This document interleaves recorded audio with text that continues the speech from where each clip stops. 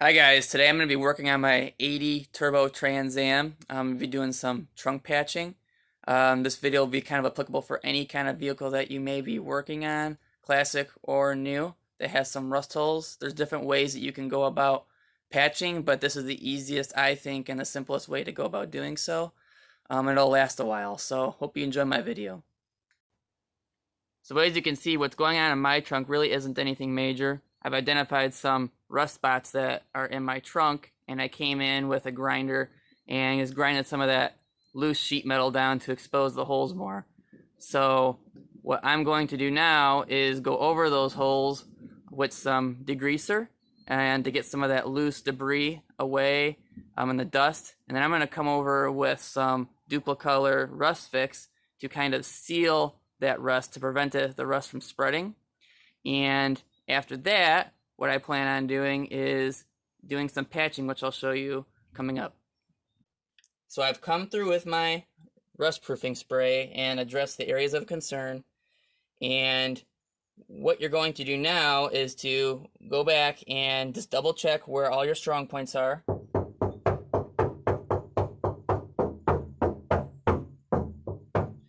I know that my weak points are here, here of course, and up here the metal's starting to get weak. So what you need to do now is to take a tape measure and find where all your strong points are and mark them off. So mine comes through here, down the side here, and on the top in this area.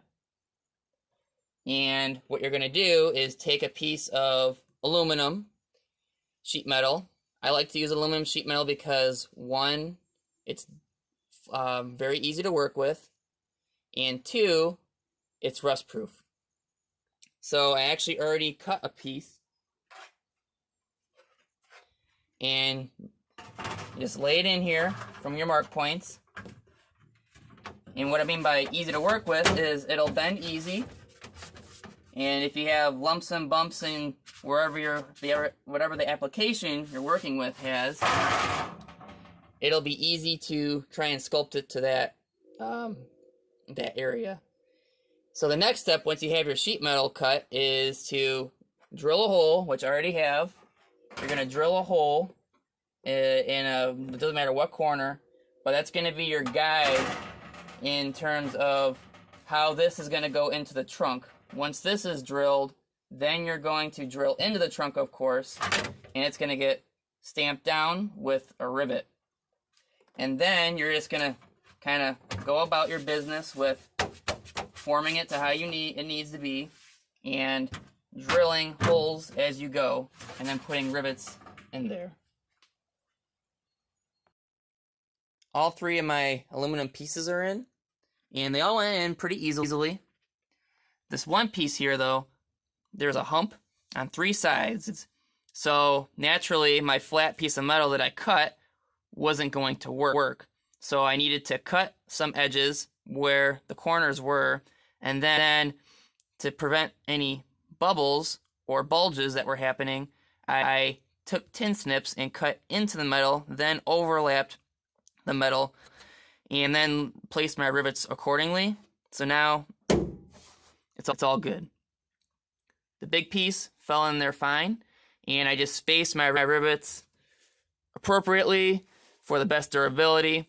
And I had two smaller little rust holes that weren't able to be covered by sheet metal, so I just applied some JB Weld to these areas. Other than that, this project is pretty much wrapped up.